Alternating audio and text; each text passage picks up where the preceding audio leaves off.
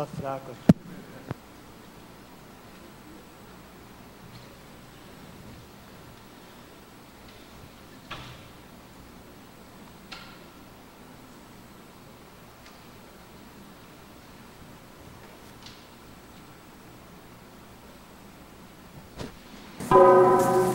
Tertúlia.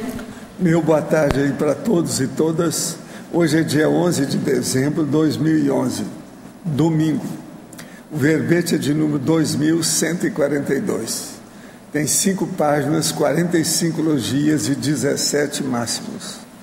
O tema, dendroclastia. A especialidade é a sociopatologia. Quem redigiu o verbete, que é o especialista, é o professor Roberto, que está aí muito bem assessorado. Definição: a dendroclastia é o mau hábito de derrubar, danificar, estigmatizar, cortar, mutilar, remover, perjurar ou matar árvores sem motivações justificadamente coerentes com a condição pretendente ou almejada de autossustentabilidade evolutiva, social e psicológica do ser humano neste planeta. A poda drástica e irracional das árvores, os desmatamentos generalizados e sempre crescentes, o mau hábito de passar junto à planta e arrancar o pedaço de galho ou folha, a ignorância restrita quanto à adaptação das plantas nativas e exóticas, os resquícios sociopatas da concepção da natureza da civilização romana, a perda da espécie-chave, até então sustentadora de diversas famílias de animais ao longo de gerações, a falta do manejo fitossanitário adequado, a proliferação dos loteamentos devastadores e inconsequentes. Eu li apenas uma parte aí da parte da fatologia. Agora, o casca-grossismo bioenergético, a ausência da sensibilidade do mato, a incapacidade de captar as inspirações da natureza, o heterassédio do ser mais evoluído ao ser mais primitivo. Nós temos aí agora, na argumentologia, o tópico da intrafisicologia, com 15 funções ambientais básicas listadas em ordem alfabética, relativas à presença das árvores nos ambientes de convívio humano, evidentemente ignoradas pelas consciências dendroclastas. Para a percepciologia, é outro tópico, com 15 funções parapsíquicas admissíveis, reconhecidamente avançadas pelo parapsiquismo sensível ao fitoectoplasta, ou ao ectoplasma, a respeito da presença de árvores em ambientes humanos e para-humanos. Na remissiologia, destacamos dos 15 verbetes: aconchego botânico, fartura, mega perigo dos efeitos imediatos, retardamento mental, coletivo e tara cultural. Frase enfática: a persistência da dendroclastia na sociedade evidencia a ignorância evolutiva humana a respeito da interdependência dos seres vivos a favor da sustentabilidade da vida na Terra. Questionologia: você concentra na vida mais exemplos de dendrofilia ou dendroclastia? Quais comportamentos ilustram melhor a conduta social, interconvivial ou ecológica praticada por você? Atitude de arborizador ou de dendroclasta? A bibliografia tem 5 fontes, a webgrafia tem 3. Agora, mega análise. Eu destaquei aqui 15 itens, junto com o João Paulo: sociopatologia, mutilação, dendrotomia, desmatamento, devastação, antiecologismo, antibotânica, antiverde, dendrofobia, dendrologia, fitologia, ecologia, sociologia, interprisiologia e árvore. Agora, eu chamo a atenção também para o verbete, hoje é domingo, o verbete do dicionário, que são só 2 páginas, sobre autorrecinologia. Eu peço a vocês para fazer uma revisão e crítica do processo. As heterocríticas são muito bem-vindas. Se quiser, a gente paga. Agora, questionamentos aqui de casa. Estou treinando a assim e a desassim. A cor e o tamanho da aura é significante nesse caso? Ambos podem ser alterados pelo Pensene? Manipular isso poderia ser um caminho para o encapsulamento? Tudo isso aí é possível. A cor é tolice, isso aí a gente influi muito, mas não resolve. Agora, o tamanho da aura, às vezes, mostra, vamos dizer assim, o nível dela, da aura em si. Então, às vezes, é importante ver. Agora, pode ser alterado, sim, pelo Pensene. Agora, manipular isso tudo poderia ser um caminho para o encapsulamento. Sim, encapsulamento cosmoético. Poderia explicar sobre o acidente de percurso? Estava caminhando essa semana tentando fazer EV e cair. Há tempos a caminhada é um momento especial para mim, pois onde moro tem muitas árvores e quando caminho vou sentir a vibração das árvores do ambiente. Será que a minha queda foi assédio? Olha, tudo é possível. O ideal é a senhora anotar os dados e ver o que acontece daqui para o futuro para ampliar a sua capacidade dentro da sinalética energética e parapsíquica. Agora, ao fitoverbetógrafo Roberto, qual a sua opinião sobre o tão polêmico Código Florestal que anistiou tantos desmatadores? Poderia comentar um pouco sobre as consciências especializadas em fitoenergia, 4ª e 5ª linha da parafatologia, página 52? Os devas seriam essas consciências? Como ocorre a perda da senda retrocognitiva, penúltima linha da parafatologia? Qualquer coisa eu repito aqui para você depois. Não, primeiro a questão do código, né? Tecnicamente, esse código aí, o primeiro Código Florestal brasileiro, ele já não é tecnicamente, vamos dizer, viável do ponto de vista ecológico. Ele é mais uma decisão geológica e até política. Esse novo código, ele é ainda mais político do que tudo, assim, porque em termos de conservação ou proteção desses recursos naturais, ele deixa muito a desejar. No entanto, como tem a população crescente, tem a demanda de áreas de produção crescente, isso aí acaba gerando conflito e aí a pressão política acaba prevalecendo nesse sentido, utilizando-se desse argumento.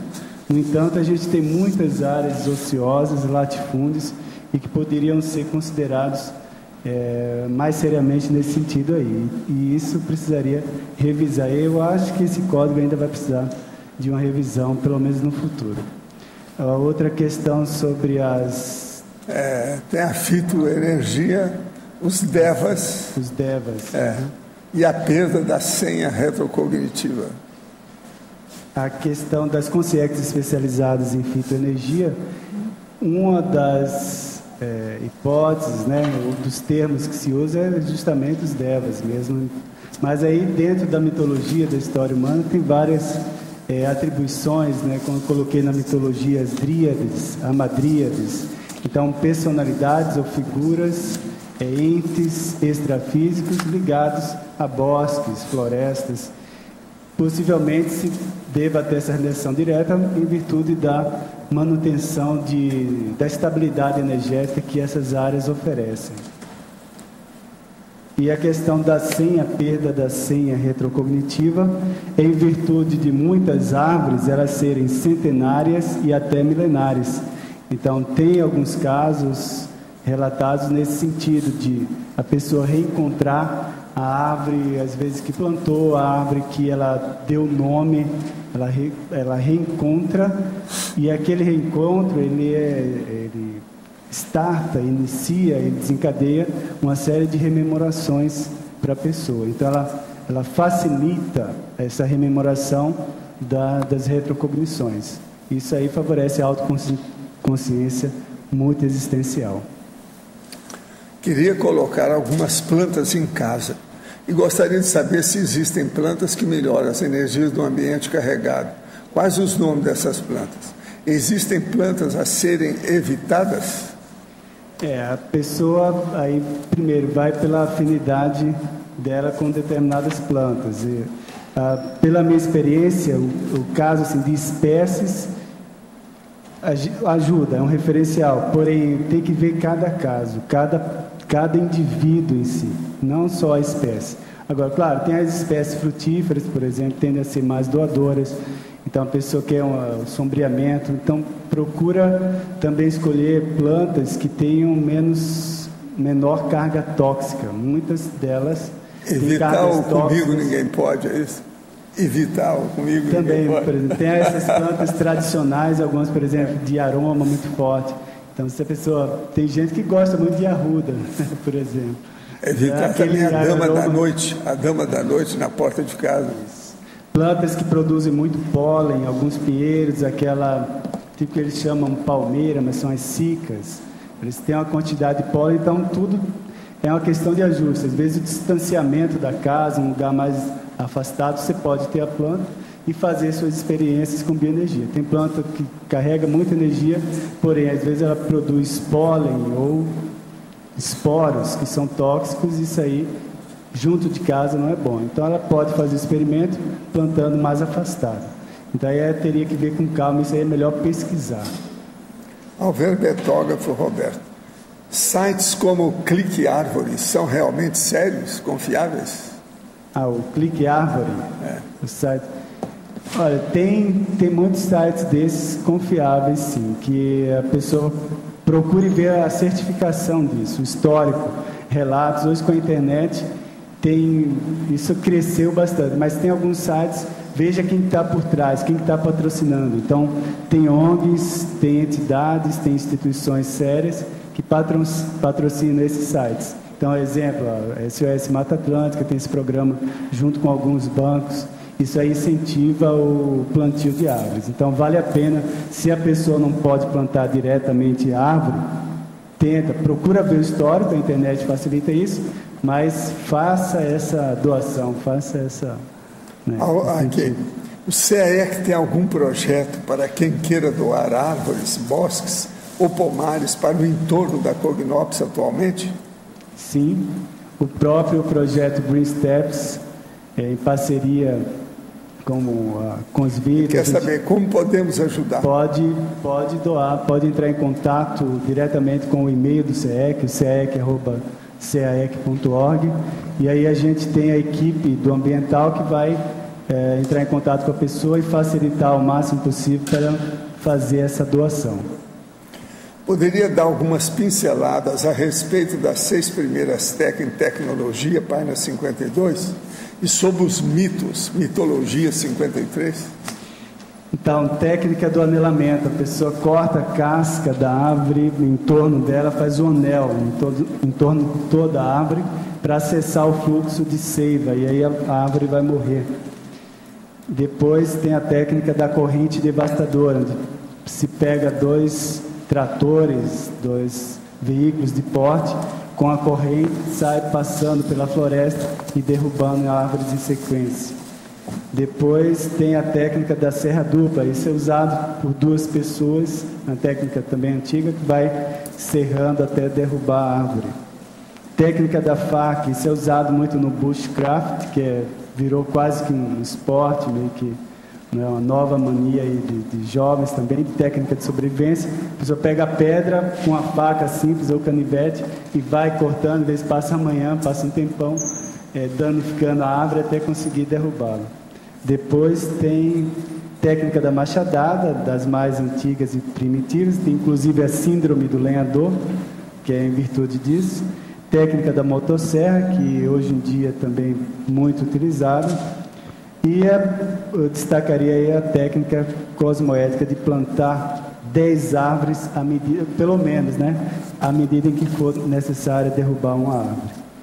E na mitologia a gente tem as dríades, que são as deusas que acompanham ou que nascem junto com os carvalhos, que os carvalhos, por exemplo, eles foram muito importantes na nossa história, de modo geral, europeia, porque as grandes navegações da Idade Média e o Renascimento a gente deve, em grande parte, aos carvalhos. Só para vocês terem uma ideia, um navio, é igual o navio anal, né, como também era conhecido, ela, para você construir uma de porte razoável, gastava-se pelo menos 800, em torno de 800 carvalhos eram derrubados, né, devido para construir o navio.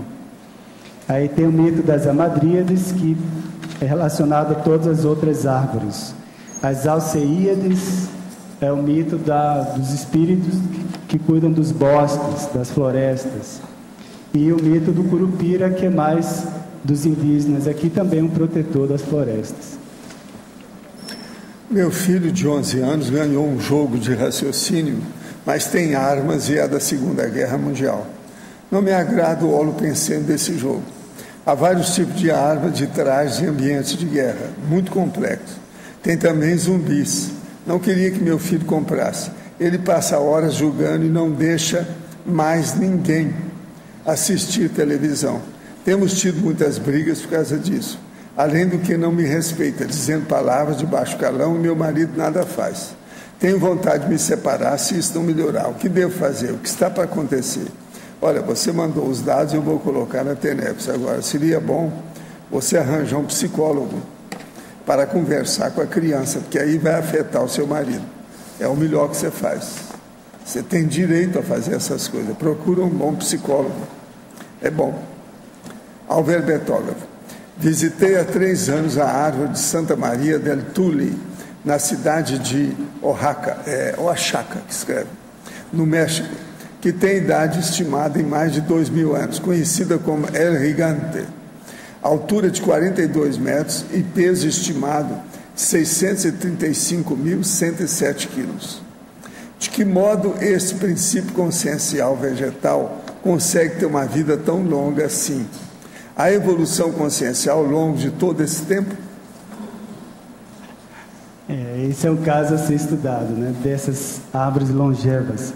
Mas um dos princípios básicos pode estar ligado aí, que dá sustentação, é o caso da lignina, né, as substâncias, a lignina, a celulose e outras, mas que conferem, garantem a sustentação, né, a defesa. Então, ela defende contra micro-organismos, bactérias, fungos. Então, isso garante aí uma perpetuação por todo esse tempo aí. Você sabe que eu visitei uma árvore nessa vida a 3ª vez, né?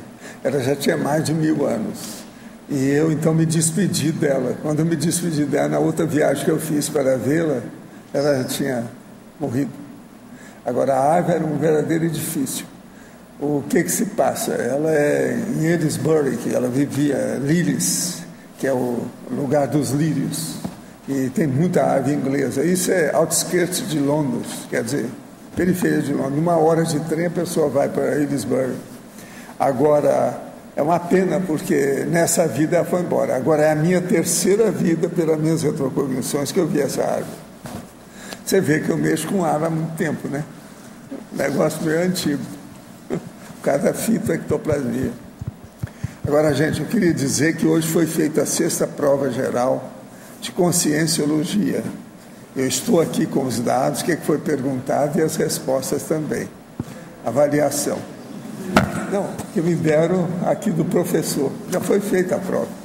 Agora, o que se passa? Tem os resultados parciais. Só daqui de Foz foram 137 pessoas. 65 homens, 72 mulheres. Agora tem Brasília, Curitiba, Fortaleza, Campo Grande, Porto Velho, São Paulo, Rio de Janeiro e Salvador. Ao todo dão 259 pessoas, que algumas foram feitas à distância. Agora, não vou falar a resposta, mesmo depois. Vou esperar que eles mesmos falem. Tá certo? Agora, outra coisa. Eu estou aqui com a pesquisa do perfil do intermissivista. Quando foi feito o primeiro congresso intermissivista, eu pedi para eles fazerem o perfil, eles estão entregando aqui agora. Agora, aqui a gente vê tudo. Quem é que já teve projeção consciente, se considera o curso ter feito o curso, de que tipo que foi, considera ter feito o curso, docente da conscienciologia, como é que ele conheceu a conscienciologia, tem os dados todos. Isso aqui é precioso. Eu quero estudar isso mais com calma. Se alguém quiser passar os olhos, está aqui também, tá certo? Intermissivista. Agora, outra coisa é o seguinte, o Colégio Bertone comprou outro educandário e agora eles têm 2 endereços. Na rua Jorge Samuels, ou Samuels, como ele chama, Samuels, e a rua Fulgêncio Pereira, 311, em Vila e Holanda, que é o novo educandário deles. Estão ampliando a coisa, já estão com 500 alunos. É bom vocês saberem que esse aqui é gente boa. E o colégio é sério. Vamos pensar nisso. Uma outra coisa também é o seguinte, hoje vai ter a posse da nova diretoria e secretariado da Unicim. O Marcelo é que vai pegar a situação. De modo que vai ter um secretário-geral, 13 voluntários no secretariado da Unicim e 14 conselheiros. Os voluntários que estão saindo para a outra IC também. Agora, aqui tem a equipe do secretariado da Unicim e a equipe dos conselhos da Unicim.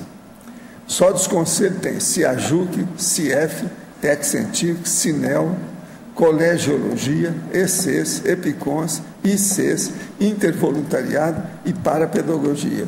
São 10 conselhos que tem. Eu acho que o processo da Unicim está muito sério. É tão sério igual o Conselho dos 500, a situação toda que tem por aí.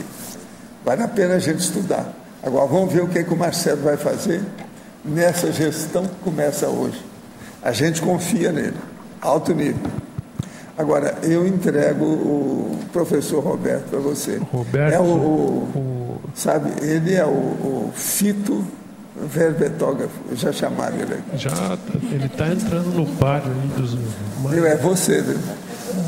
Agora, na página 51, Patologia, a 7ª linha de baixo para cima, a perda dos estoques florestais de lignina. A lignina é a substância, das substâncias principais que garantem essa estrutura da árvore. A celulose é aquela substância... Parece que ele descobriu a lignina. É a coisa mais séria que tem. Uma das coisas mais sérias da Terra é a lignina. O povo não sabe muito disso, não. Lignina ou lignina, se vocês quiserem falar, tipo italiano. Por que é mais séria? Mais séria devido ao processo da fitoectoplasmia. E outra coisa, ela que sustenta, por exemplo, a árvore. A árvore é ereta por causa da lignina. Tá certo que eu falo aí, ó, você discorra sobre o assunto. Então, a gente, o planeta, em qualquer área do planeta em geral, a gente tem 99% de prevalência de matéria vegetal. A maior parte dessa matéria, cerca de 70%, é árvore, de floresta. E aí é dessa floresta que dá a sustentação, principalmente a lignina. Tem a celulose, que é o geral, está desde alga até todas as plantas, mas a lignina dá o diferencial, porque além de sustentação, né, de rigidez, ela tem aspectos de defesa, de autodefesa para a planta. Então, a defesa contra, né, fungos, bactérias, as viroses. Então, a planta se fica mais protegida e consegue se sustentar e garantir uma boa produtividade. Que produtividade é essa? É a sustentação energética para todos os animais, enfim, estabilidade climática, todas essas funções que estão elencadas lá na argumentologia, aquelas funções básicas, principalmente em virtude da presença de árvores. Então, por isso que a lignina tem um papel aí fundamental. E do ponto de vista do fitoectoplasma, todas as consciências que são ligadas à fitoenergia têm alguma relação aí com a lignina. Essa é a nossa hipótese básica até agora. Agora, na página 53, na ciclologia, eu gostaria que você desse uma geral aqui, porque tem esses vários ciclos, como é que eles interferiram aí na natureza? Né? Ciclo circadiano. Então, as florestas elas produzem durante o dia, né? Principalmente energia. E o dendroclasta, muitas vezes, ele entra na floresta para derrubar durante a noite. Então, está aí o ciclo circadiano. Ciclo das glaciações, que são os congelamentos periódicos do planeta. Provoca desmatamento, desflorestação, mas do ponto de vista natural. Então há uma perda de floresta durante esses ciclos. Ciclo da borracha, que é um ciclo que houve aqui, começou no Brasil, né? Que é a exploração das seringueiras. O ciclo madeireiro também, por exemplo, aqui o Paraná, a gente teve um estado tipicamente dos mais florestados do país. Então, mais de 90% do estado era floresta. Hoje a gente tem em torno de 5 a 7% do estado que ficou com floresta remanescente. O resto já foi desmatado. Então, ciclo madeireiro. Então, nesse ciclo é importante frisar que as florestas eram tidas como áreas improdutivas. Então, tinha que limpar, é como se fosse, né, aquela folha seca no quintal. Só varre a floresta das terras, que é para poder tornar a área produtiva. Então, o ciclo madeireiro se caracterizou muito por isso. E aqui é o ciclo da sucessão ecológica, que é a renovação, que é a recuperação natural desses ambientes, quando abandonados ou pode ser induzido também.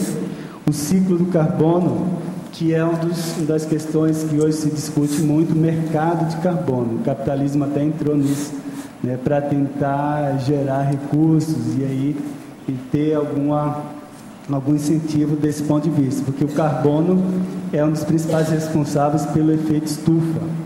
E aí uma forma de reduzir esse efeito é você plantar mais árvores. A planta, ela o que absorve carbono? Ela vai, isso, a constituição da lignina, da celulose, dos frutos, das folhas, tudo é a base de carbono. A fotossíntese capta, precisa de carbono. Daí ela libera o oxigênio. Então, essa constituição básica da fotossíntese ajuda a manter o equilíbrio de gases e também o equilíbrio climático, enfim, em vários sentidos aí do planeta. Agora, uma coisa que eu queria falar para você mesmo também, não só para tudo. Eu, há muito tempo, estive estudando os processos da motosserra. E pelo processo da sensibilidade, da psicometria, pela energia dos instrumentos, dos aparelhos, dos objetos. Então, eu fui vendo o que era a motosserra. É uma das coisas mais negativas em matéria de energia que eu já vi. Agora, uma coisa muito engraçada, que eu senti que tinha energia muito negativa. Então, fui perguntar para eles. Eu disse, não, mas essa aí é assassina. Eu falei assim, o que é? Ela já derrubou gente que caiu lá, machucou todo mundo. Mas ela funciona, isso é o homem. Mas ela funciona muito bem, ela derruba ar muito bem. Agora, então, vocês vejam, a motosserra é o símbolo do heteroassédio, praticamente direto da baratosfera, perante o problema do verde e do fitoectoplasma. Agora, eu gostei do seu verbete, que você fala em serra em 7 pontos. E eu vou ler. A irradiação negativa do som da motosserra está na fatologia. Depois tem a aura da dilaceração promovida pelo ecoar da motosserra, na parafatologia. Depois, na tecnologia, a técnica da serra dupla e a técnica da motosserra. Depois, em trinomiologia, o trinômio árvore, motosserra, madeireira. Depois, em masculinologia, o serrador. Na femininologia, a serradora. Eu queria dizer para vocês que essa que eu vi, essa motosserra mais brava, quem comandava era uma mulherão. Por isso existe a serradura mesmo. Valdir. São 7 pontos que você falou na serra. Tem mais um que é o... Aonde você falou da retração. Na parafatologia. Essa que eu ia perguntar. A retração da aura das plantas ante o ronco da motosserra. A retração da aura. Tem esse segundo aí, que é a seguida aquele ali. São 8 ao todo. Eu ia perguntar, professor, se essa aura você consegue vislumbrar essa retração de aura? Não sei. Sim, é o duplo dos objetos. Esse duplo, às vezes, dá para ver quando ele é muito intenso. Por exemplo, você vê o positivo e vê o negativo. Lá no Projeção da Consciência eu explico que eu estava volitando quando um negócio me chamou a atenção, o processo da iluminação gloriosa da coisa, a irradiação de luz. Eu fui olhar, era uma tumba, um túmulo no cemitério. Eu fui lá para ver. Era um cemitério que todo mundo falava bem da pessoa, colocaram energia. Então, as imagens que haviam lá, as esculturas, ficaram tudo do túmulo, ficaram irradiando energia. Isso é um fato. Então, essa retração da aura, isso aí dá para vislumbrar quando... Isso aqui não está no sentido figurado, aqui parece que não é. A retração da aura das plantas ante o ronco da motosserra. Depois, isso aí dá para chegar a vislumbrar isso? Não é fácil, né?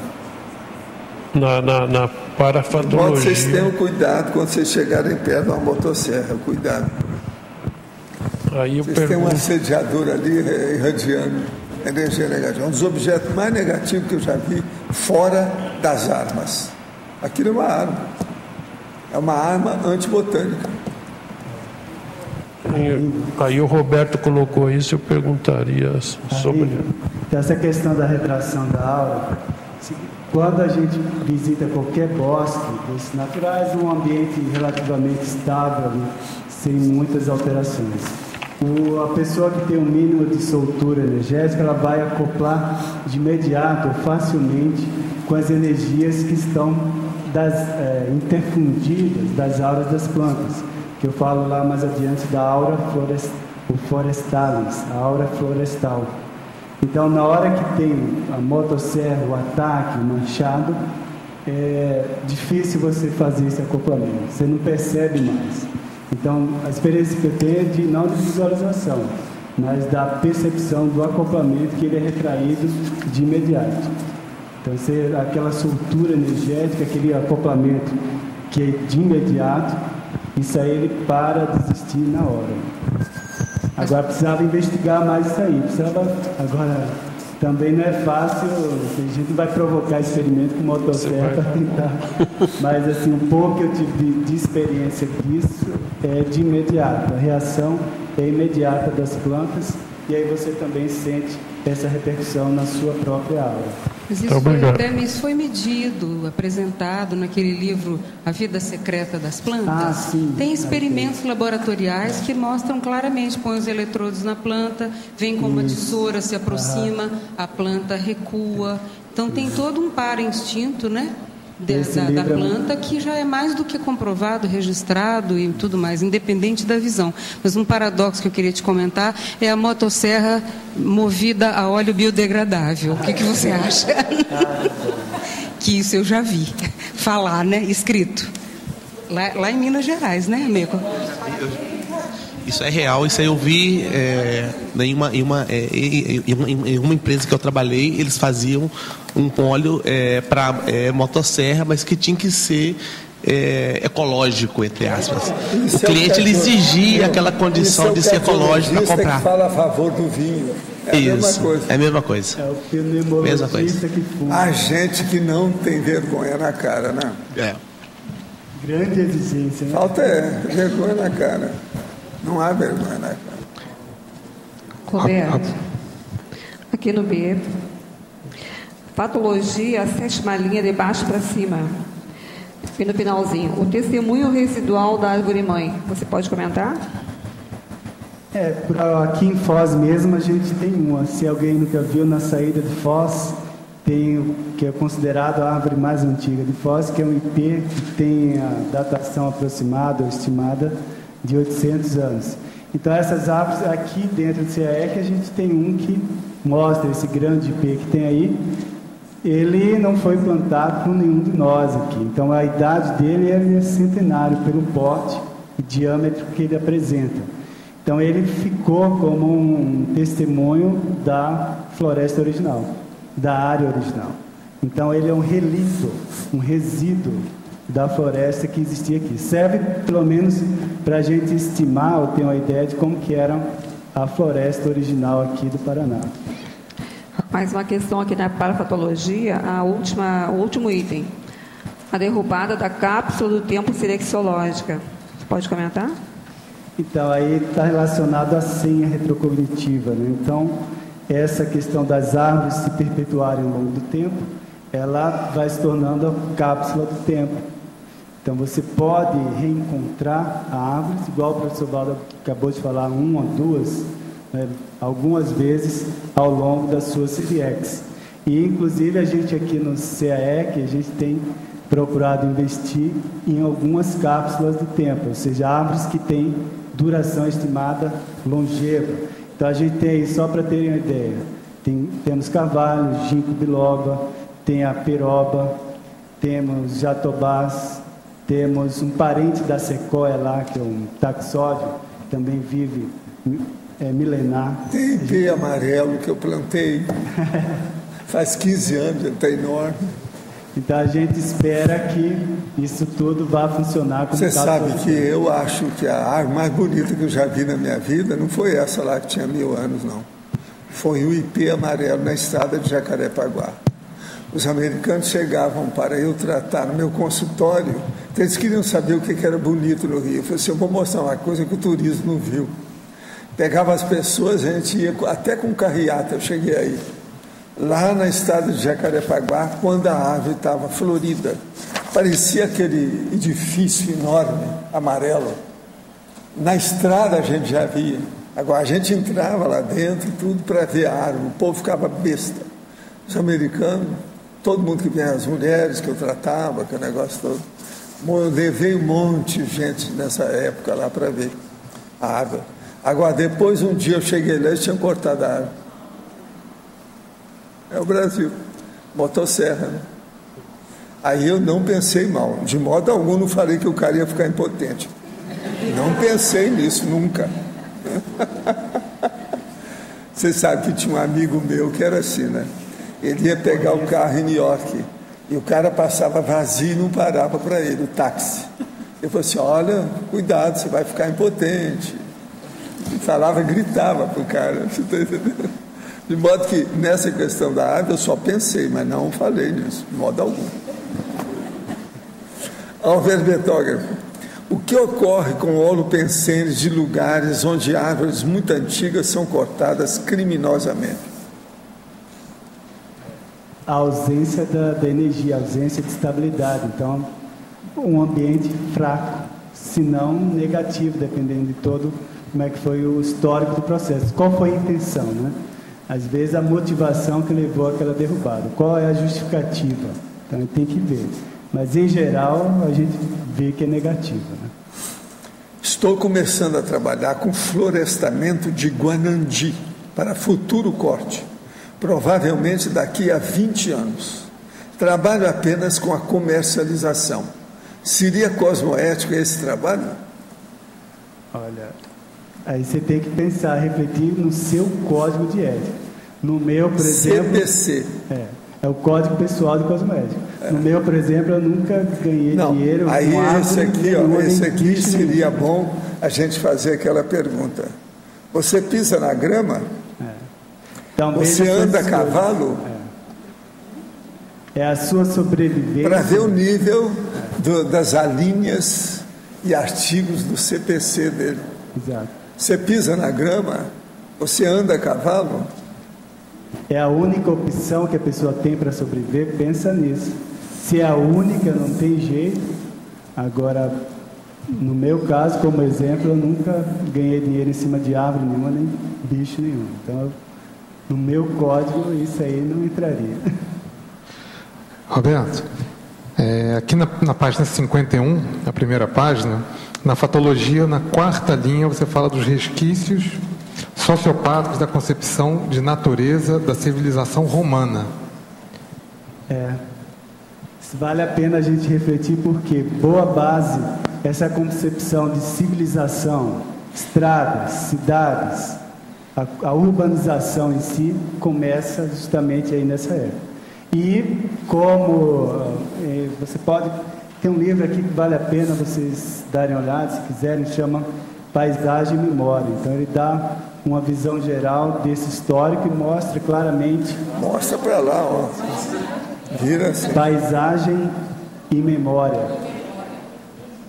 Paisagem e memória.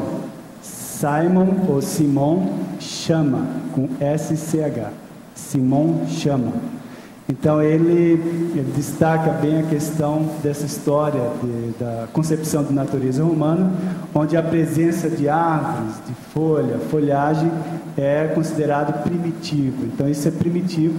Inclusive um dos efeitos que eles fizeram ao tomar a Germânia, né, a antiga Alemanha, foi justamente era tirar as florestas, banir aquele povo primitivo que vivia mais dependente de floresta.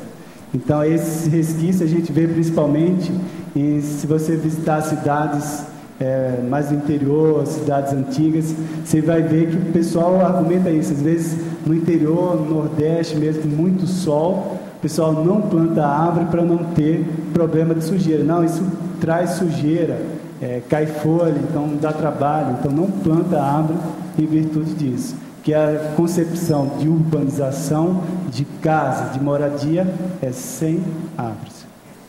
Não, e é uma vergonha também aquele negócio de Brasília, que eles reflorestaram só com árvores que não reproduzem, né, para não dar muita sujeira no chão.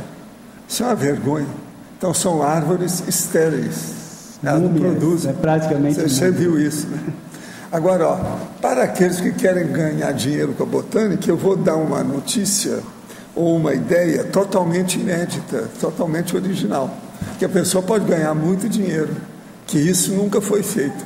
Seria fazer uma casa que chamaria Mangaria Assada. Só vender manga assada. Você já pensou? Vai dar um dinheirão.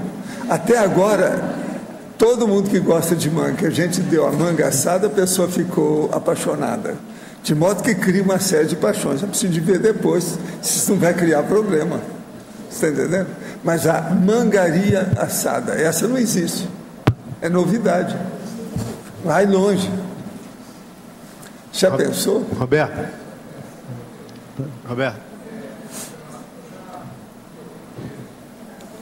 Tá, só um momento. E algumas vezes, com relação ao problema da Amazônia, na floresta, que quando ela é desmatada, ela desertifica.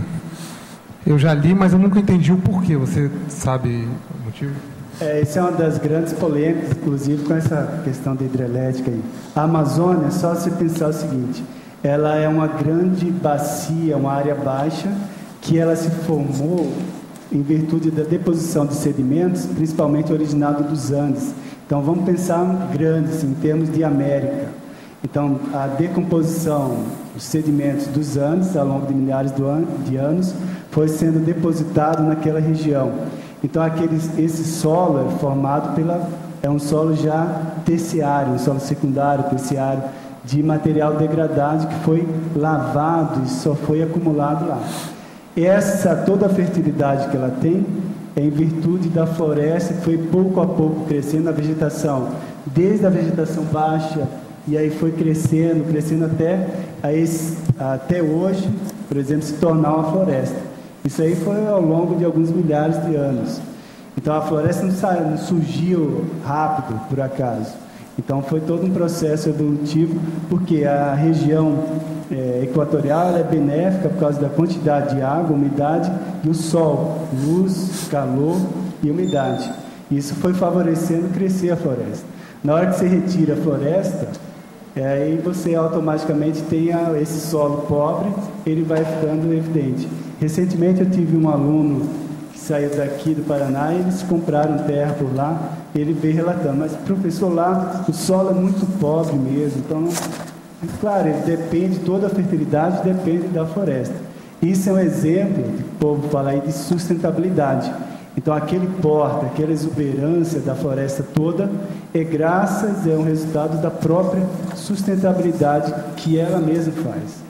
Ela produz alimento, produz todo o resquício que ela tem, o resíduo dela. Autoimunidade. Alimento. Autoimunidade. Exato. O resíduo que ela produz se torna alimento dela e ela continua sempre crescente. Tirou a floresta, tira a sustentabilidade, fica o que é real, o solo pobre. Essa é a situação, assim, resumindo. Roberto, aqui em cima no B, na parafatologia, você coloca aqui na terceira linha, capacidade de captar inspirações, né? Mas antes você destaca aqui o bloqueio da serendiptia. Aí eu queria saber de você, se você teve alguma experiência relacionada a esse processo da serendiptia mais ostensiva, assim, como é que foi isso? Essa questão da soltura energética que a gente fala nos bosques, nas florestas, em virtude do acoplamento imediato, né, que a gente faz. Então, tudo indica que o estado de homeostase, de bem-estar, que isso repercute, reproduz, fica muito mais fácil de a gente captar ideias, a questão da reflexão. Inclusive, por exemplo, tem a desintoxicação energética, tem alguns dos efeitos que estão listados aí. Mas um deles seria essa questão da serendipia, ou seja, brota ideia ou brota reflexão positiva rapidamente, facilmente ou espontaneamente, em virtude disso. Agora, a pessoa dendroclasta, ela não tem rapport, não tem afinidade, ela estigmatiza automaticamente árvores e florestas, ela não consegue linkar, conectar a sua relação, as suas energias com as energias da natureza, é difícil. Eu não vejo como a pessoa tem uma serendipia espontânea, natural, se ela já tem essa predisposição de bloqueio, né, de autobloqueio com as energias da natureza. Serendipia é resultado dessa interação, é efeito. A gente vai provocar a serendipia, agora vou provocar. Você pode, se você se predispor, se você tiver nessa condição de integração mais positiva com as energias da natureza. Roberto, aqui no B. Não sei se você conhece, em Natal, uma árvore que ela tem uma amplitude de acho que é uma quadra aquilo lá, um cajueiro. Você conhece? Conheço. Quais são as interpretações que você pode fazer daquele fato? Porque quando eu conheci aquilo me chocou bastante, pensar uma consciência vamos dizer, daquele tamanho. O que você pode expandir em relação a esse fato dentro desse caso? Ali seria uma espécie de macrosoma das árvores, né?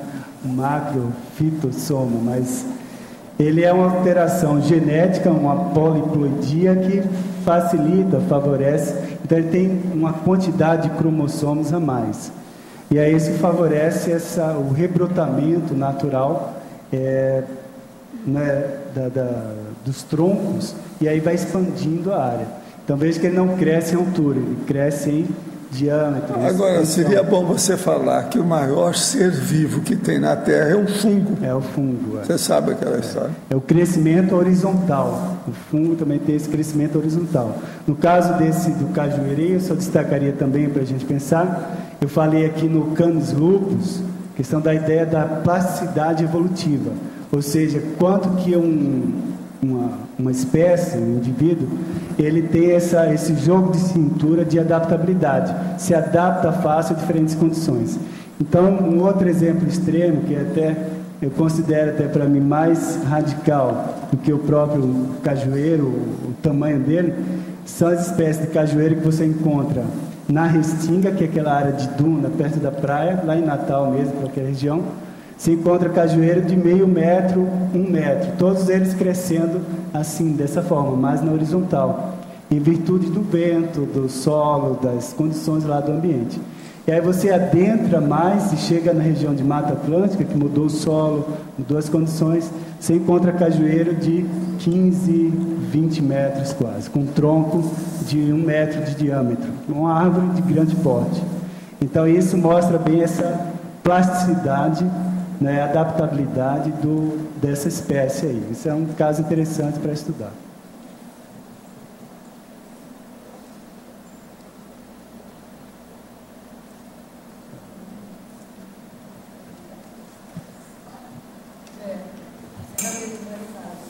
Lá na Argentina? Buenos Aires, teve? Não. Lá tem, ao lado do Jardim Botânico, tem um outro local, chama Senar, onde tem um ginásio de esportes, tem grandes competições, coisas que acontecem lá dentro. E eles têm uma série de árvores que eu não sei a espécie, mas elas são assim com troncos maiores do que esse círculo aqui do meio da tertúlia, muito maiores do que isso. Imensas, baixas, atarracadas, e que a gente tem que dar a volta, assim, mas é muito, muito, muito grande. E eu só vi lá, eu não vi em outros lugares, assim, andando lá por dentro da Argentina. Eu não sei se tem outras regiões, eu não sei que árvore é, mas é uma coisa, assim, descomunal. Eu nunca tinha visto nada parecido. Você não sabe que espécie é, não, porque que a gente não tem aqui. Não, tem que ver, tem algumas árvores igual... baobá, por exemplo, que tem parece não cresce baobá, muito, não sei se é. Tem poucas folhas, mas o diâmetro é grande. Às vezes para reter água, alguma coisa nesse sentido. E galhos baixos, assim, galhos baixos, mas super frondosas, imensas. Tem algumas espécies que tem essa adaptação. Tem que ver se a retenção de água geralmente é isso. Roberto, aqui no B, em relação a um tema que é polêmico hoje, até que envolve um posicionamento, em relação à usina que está sendo planejada e construída lá na região amazônica, né, que tem sido uma proposta de desmatamento para aquela região, deslocamento dos índios. Qual seria a reflexão que a gente pode fazer em cima disso, né? Para que as pessoas também reflitam e até se posicionem, porque há um movimento pró, um movimento contra. E assim, eu acho importante trazer a reflexão dentro desse tema aqui, né? Que eu acho que tem relação. Tem várias reflexões, mas de cara a questão de custo-benefício, se realmente o custo dos danos à floresta e a necessidade da população local, eu sempre procuro focar muito a atenção, ver a realidade das pessoas locais. Elas têm maior poder de julgar aí tanto a comunidade, do modo geral, mas como cientistas locais que podem avaliar da área. Mas, falando em caráter geral, a matriz energética do Brasil, ela não é das piores do mundo, mas precisa ser revisada. Ainda tem muito termoelétrica, hidrelétrica, provoca alguns danos gerais ambientais. E aí a gente tem um potencial eólico ainda muito grande, ainda tem pouco investimento. E agora outra coisa na Amazônia, o caso específico, como a gente já foi relatado aí, o solo, as áreas são muito pobres. Então, para a sustentação das populações, com base em agricultura e pecuária, igual é feito do Brasil central ao sul do Brasil, não pode ser considerado da mesma forma. Porque você tirou a floresta, ela perde tudo qualidade, a qualidade ambiental de água e de solo é perdida rapidamente. Então, é preciso repensar bem a questão de perda de floresta lá. E outra coisa, que se fala muito pouco também, extrativismo. É muito pouco explorado o extrativismo na floresta amazônica. Isso pode ser fonte de renda, de recurso, né, e ajudar muito a população local. De frutas, princípios ativos, a indústria farmacêutica. Então, a Amazônia é muito pouco explorada desse ponto de vista do extrativismo, que é uma prática para ser sustentável. Ou seja, você programar a retirada de recursos da floresta. Agora, a visão tradicional, o imediatista, é esse modelo que a gente tem, que vai se perpetuando, que é o mais fácil. Aí entra a lei do menor esforço. Tem que ver, nesse caso aí, se não é o menor esforço também. Ou seja, faz o tradicional, que custa menos, ou já tem toda empreiteira, já tem um sistema pronto para fazer. Então é muito mais cômodo do que investir nas alternativas, na matriz energética alternativa. Roberto. Então são os pontos a refletir aí.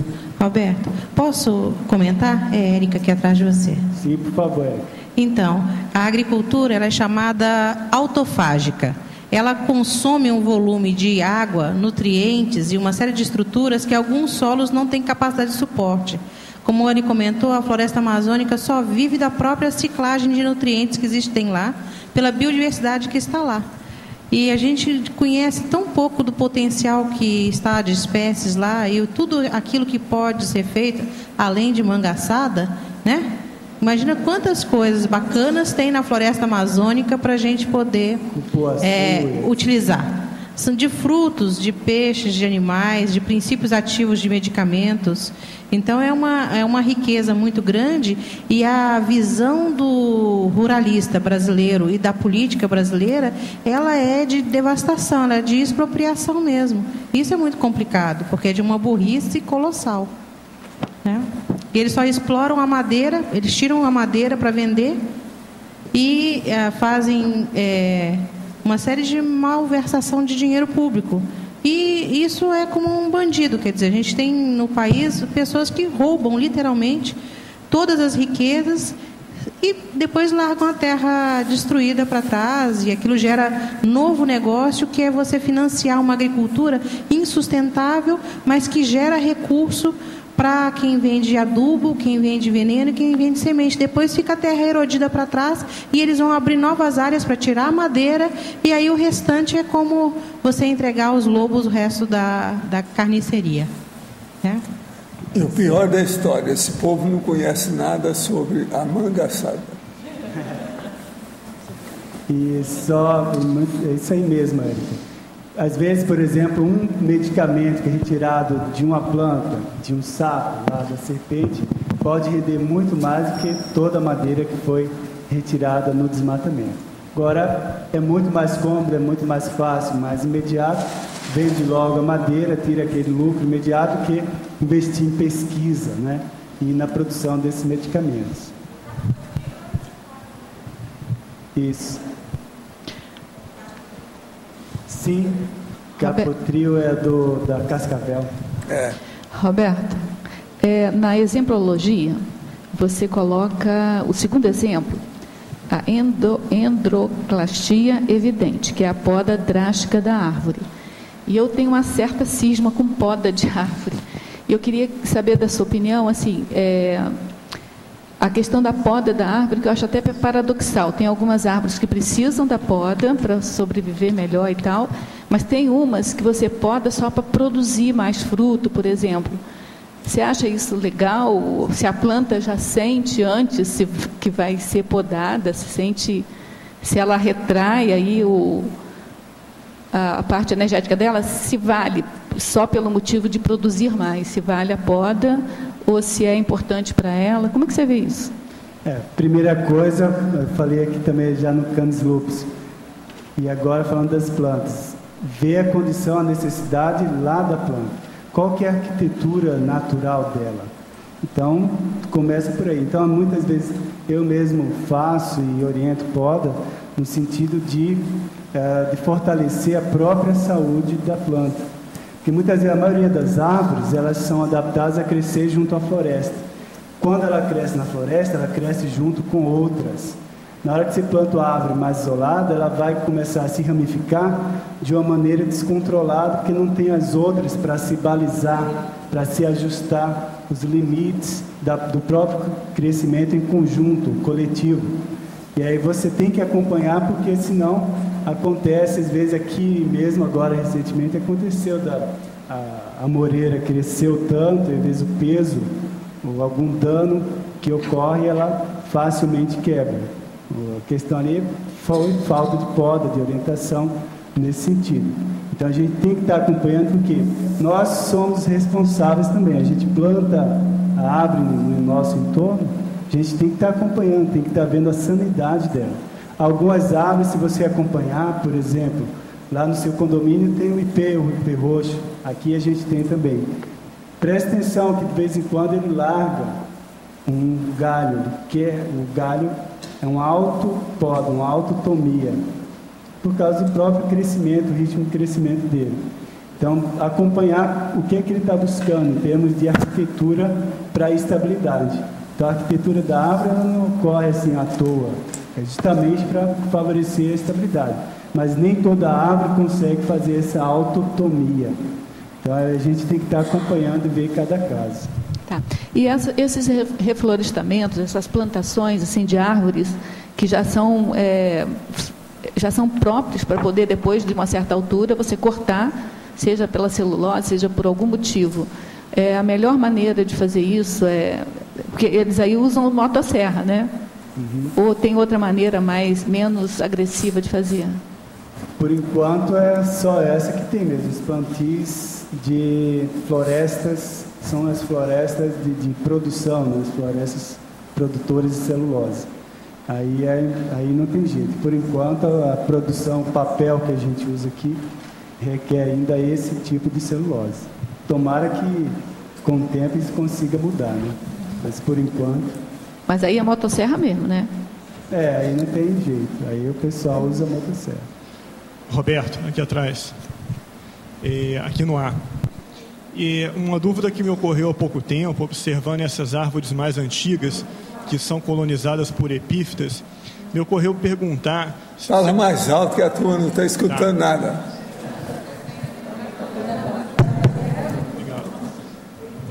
É uma curiosidade minha, observando essas árvores mais antigas, se alguém já fez uma estimativa ou um cálculo de quantas formas de vida estão relacionadas a essas árvores, pelo menos alguma ideia em termos de ordem de grandeza. Já foi feita alguma estimativa disso? Entre epífitas e fauna que vivem diretamente relacionados com a árvore antiga?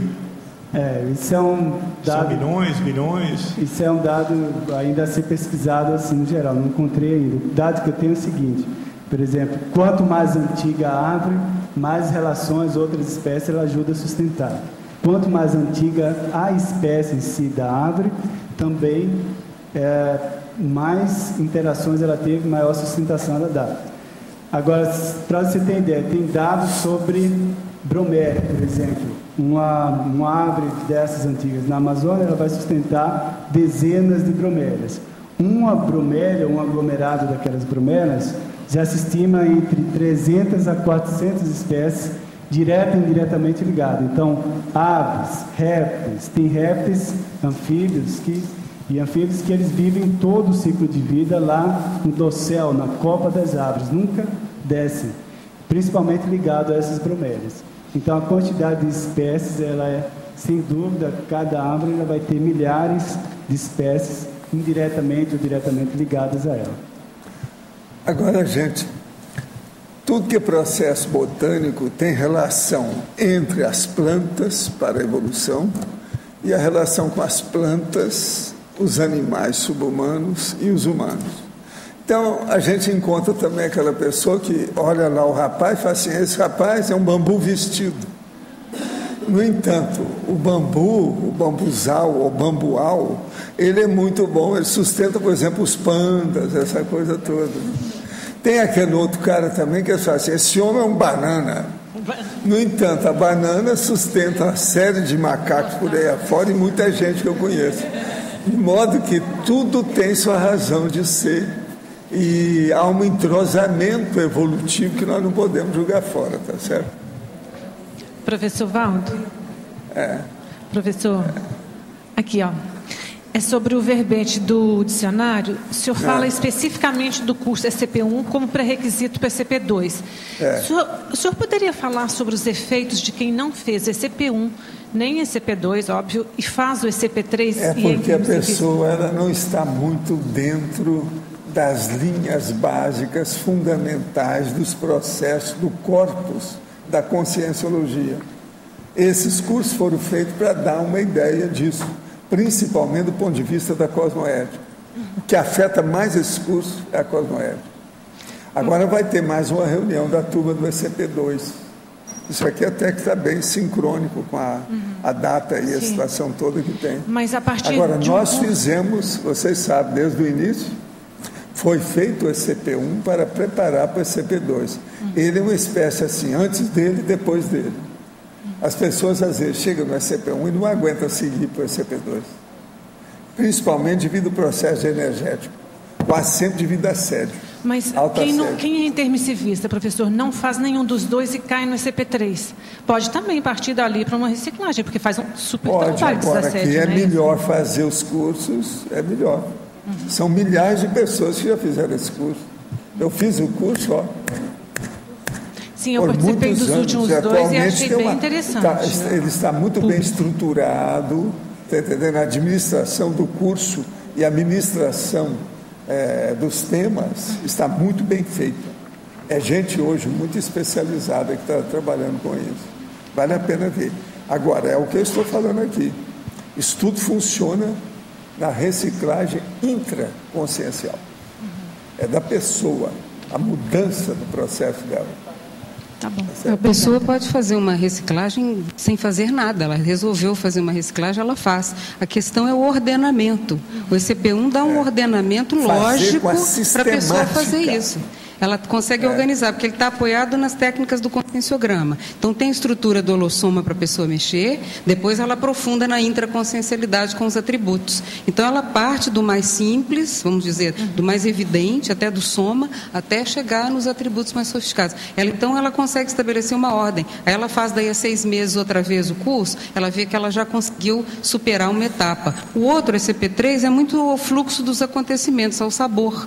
Então, a coisa não tem progressos confirmados, não tem datação, não tem nada, não tem registro. Aí a coisa fica solta, é uma reciclagem amadora. Na verdade, o curso, pouco a pouco, ele encantou a pessoa. Por isso que eu falei aqui, a briga de foice no escuro, em noite sem lua, sexta-feira 13, que é para liquidar com o assunto. Quem não entender isso, não vai entender mais nada. Começa na sexta, literalmente, né, professor? Não vai entender mais nada. Tá certo. Obrigada, professor. Em tecnologia, página 52, primeira linha. O que significa a técnica do anelamento? Você já explicou, né? Falei aqui, né? Já falou. Mas é bom explicar. Cortar toda a casca da árvore em torno dela, um círculo, retirando todo o fluxo de seiva. A seiva que leva os nutrientes e, inevitavelmente, ela vai morrer em pouco tempo. Parabéns pela escolha do tema. Poderia explicar e exemplificar de maneira mais clara por que no seu CPC não é cosmoético ganhar dinheiro com plantas e animais? Acho isso tema neutro, pois depende da maneira como se cuida do negócio. Sim, cada um aí faz CPC de acordo com seus critérios, né? No meu critério... Agora a gente aí poderia entrar uma pergunta: o que predomina, o patológico ou o positivo? A pessoa de modo geral. É o caso a ponderar, né? A pessoa tem que ponderar o que é que ela realmente pode fazer. Como eu coloquei antes, se fosse a única maneira de sobreviver essa, não tivesse outra, é um caso. Se fizer a mangaria assada, é positivo. Trabalhar com frutas, por exemplo, porque você vai lidar com a morte do indivíduo. Você vai controlar. A dieta frutariana. A pessoa vai estar trabalhando diretamente com a definição da vida dos indivíduos, de outras consciências. Não, agora você vai morrer, então manda cortar. Não, agora você vive. Penso que não é necessário criar um novo código florestal. A revisão do código em vigor é mais rápida e mais barata. Está comprovado pelos especialistas e técnicos que as áreas ociosas com pasto que produzem apenas R$ 150 por hectare ao ano poderiam ser usadas para plantio. Entendo que as políticas agrícolas devem estar alinhadas com as políticas ambientais. E é burrice dizer que temos que salvar o meio ambiente. Temos que salvar os seres humanos. O que acha disso? Isso é o Cláudio que está perguntando para você. Sim, a burrice maior é essa, o ser humano achar que vai salvar o planeta, mas não é o planeta que precisa do ser humano, é o ser humano que precisa desse planeta, pelo menos por enquanto. Então, a questão toda é essa, se ajustar à qualidade de vida. Que qualidade de vida que você quer defender, né? Em mitologia, página 43, poderia explicar o mito das Alceídes? Então, as Alceídes são os espíritos, ou as entidades, nesse caso o mito da mitologia grega, né? Responsáveis ou que nascem junto às florestas, os bosques. Então, elas vivem, né, espiritualmente ligadas às florestas. Essa aí é a origem desse mito. Roberto, aqui na fatologia, página 51, você coloca da 7ª linha de baixo para cima o item, o testemunho residual da árvore mãe. O que significa isso? Eu expliquei para alguém hoje que foi a não entendi. Neida. Não entendi. Neida, quer comentar por você? Mas o residual é isso, igual ao IP que a gente tem aqui. A testemunho residual é aquela árvore que ficou da floresta original, do ambiente original. Então, a árvore centenária, não foi ninguém que plantou, mas ela está lá, ela fica como um testemunho de como que era a floresta antigamente. Então, a árvore que tem 1000 anos, então ninguém plantou ela ali, ela está no meio, está isolado dentro de áreas que são urbanizadas. Então, isso aí mostra que ela está testemunhando, é um resíduo da floresta original, uma sobra, sobrou. E da parapercepciologia, página 54, o item 13, serendipitia.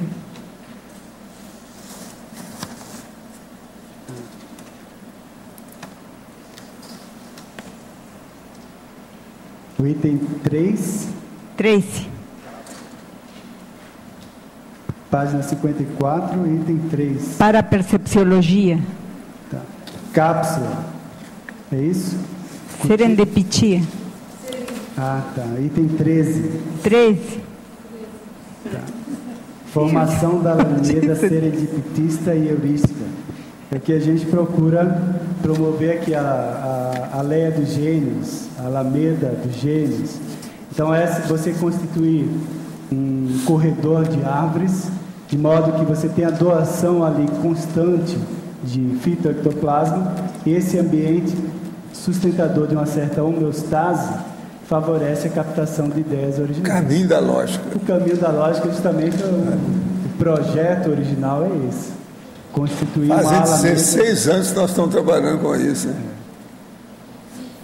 E aí, 16. Só tem tudo para captar ideias positivas, novas. Porque o ambiente está saudável, o ambiente tem sustentação energética para isso, tem autodefesa para isso.